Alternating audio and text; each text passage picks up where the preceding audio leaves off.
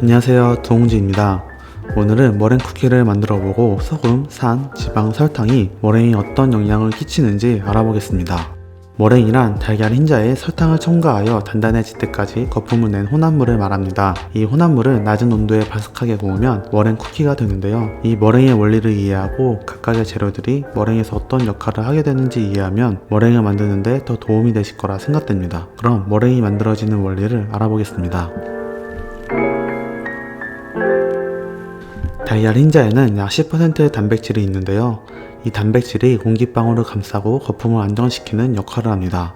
거품기로 달걀 흰자를 휘저어주면 실뭉치처럼 꼬여있던 단백질 분자들이 길게 풀어지게 됩니다. 이렇게 풀린 단백질 분자들은 휘핑할 때 들어오는 공기를 감싸서 거품을 형성하게 되는데요. 그래서 휘핑을 할수록 단백질 분자들은 기포 주변 액체의 점도를 높여주게 되고 그물 조직이 형성되어 공기와 수분을 그 자리에 고정시키게 됩니다. 그 결과 휘핑을 많이 한 흰자의 볼을 뒤집어도 흔들리지 않고 꼭 달라붙어 있을 만큼 강한 응집력을 갖게 되는 것이죠. 이러한 단백질의 역할로 우리는 단단한 머랭을 만들 수 있는 것인데요. 이렇게 머랭을 만들 땐 각 구매한 달걀로 머랭을 만드는 것보다 구입한 지 며칠 지난 달걀로 머랭을 만드는 것이 부품 내기가 더 수월합니다. 그 이유는 달걀을 오래 보관할수록 달걀 속 이산화탄소가 점점 손실되기 때문인데요. 이산화탄소를 손실하게 되면 뭉쳐있던 단백질 분자들이 서로 분리가 되어 느슨해지게 됩니다. 그 결과 거품이 잘 형성되어 휘핑이보다 쉽게 되는 것이죠. 이러한 이유로 세계적인 셰프인 피에르 에르메는 마카롱을 만들 때 5일 전이나 이상적으로는 일주일 전에 계란을 깨서 흰자를 보관했다가 사용하라고 조언합니다. 그리고 휘핑을 할 때는 항상 절정의 순간이 존재하게 되는데요.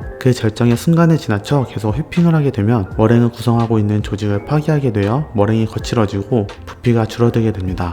또한 머랭을 만들 땐 작업 중간에 멈추는 것을 주의해야 하는데요. 흰자를 거품내기 시작했으면 이미 공기가 들어가 흰자 속 단백질이 공기에 노출된 상태입니다. 이 상태에서 작업을 멈추면 거품낸 흰자는 다시 액체 상태로 되돌아가는데요. 이러한 흰자로 다시 머랭을 친다면 이미 변성된 단백질은 예전처럼 단단한 머랭을 만들어낼 수 없게 됩니다. 때문에 머랭을 치기 시작했으면 중간에 작업을 멈추지 말고 끝까지 마무리를 지어야 합니다.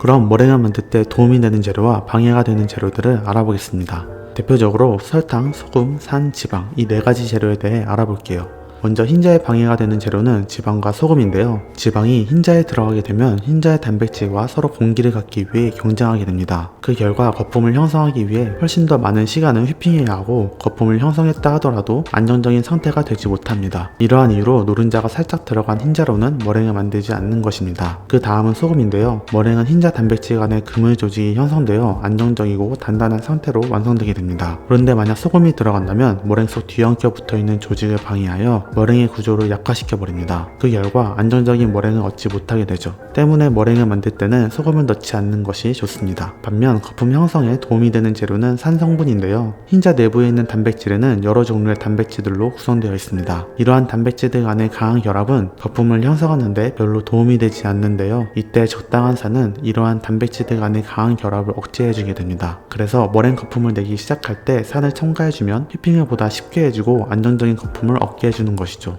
때문에 머랭을 칠 때 레몬주스 소량을 넣고 거품을 내는 이유가 바로 이 때문입니다. 이렇게 지방과 소금은 머랭을 만들 때 도움이 되지 않고 산 성분은 머랭에 도움이 되는데요. 이러한 2가지 특성을 모두 가지고 있는 재료가 바로 설탕입니다. 설탕은 머랭 거품을 형성하는데 도움이 되기도 방해가 되기도 하는 재료입니다. 그래서 머랭을 만들 때 설탕을 3번에 나눠서 넣는 이유도 바로 이러한 설탕의 특성 때문인데요. 흰자에 설탕을 처음부터 다 넣게 되면 거품을 형성하는데 굉장히 오래 걸리고 최종 부피가 감소한 상태로 완성이 됩니다. 앞에서도 언급했듯이 거품기로 달걀 흰자를 휘저어주면 실뭉치처럼 꼬여있던 단백질 분자들이 길게 풀어지게 되고 이렇게 풀린 단백질 분자들은 공기를 감싸서 거품을 형성하게 되는데요. 이때 처음부터 설탕이 들어가 버리면 설탕이 단백질 사슬이 풀리는 것을 방해해 버립니다. 그 결과 단백질 사슬들이 제대로 공기를 포집할 수 없고 서로 상호작용을 못하게 돼 부피가 감소해 버리게 되는 것이죠. 이와 동시에 설탕은 머랭의 안정성을 높이는 성질도 가지고 있는데요. 설탕은 설탕을 넣지 않고 흰자만 거품을 냈을 때 금방 푸석푸석해지는 것을 본 적이 있을 것입니다. 이는 형성된 머랭 속에서 거품막을 뚫고 수분이 빠져나와 생기는 질감입니다. 그런데 머랭을 칠 때 설탕을 넣게 되면 설탕이 액체의 점도를 높여서 응집력을 높여주는데요. 그 결과 수분이 쉽게 거품벽을 빠져나오지 못해 안정적인 질감으로 유지가 되는 것입니다. 이러한 이유로 설탕을 처음부터 바로 넣지 않고 거품이 형성되기 시작한 시점부터 조금씩 투입하여 최종적인 질감을 단단하게 만들어주는 것이죠. 이렇게 소금, 지방, 설탕, 산성분이 머랭에 미치는 영향에 대해 알아보았는데요. 그럼 이러한 원리를 이용해 바삭한 머랭 쿠키를 만들어 보겠습니다.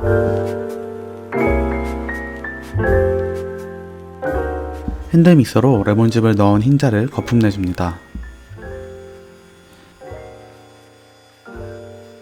큰 거품들이 생겼으면 설탕 약 3분의 1 정도를 넣어줍니다.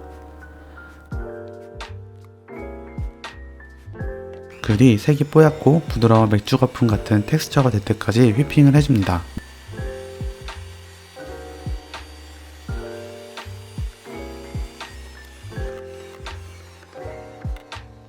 그리고 나서 설탕 3분의 1을 다시 넣어줍니다.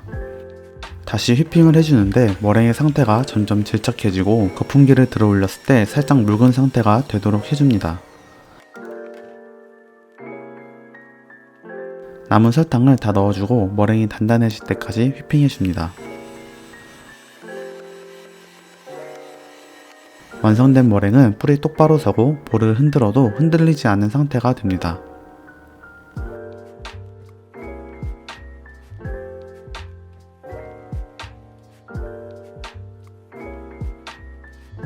짤주머니에 머랭을 담아준 뒤 오븐팬 위에 짜줍니다. 100도에 90분간 익혀준 뒤 식혀주세요. 이상 머랭에 대해 알아보았는데요. 이 영상이 유익하셨다면 좋아요와 구독을 눌러주세요. 감사합니다.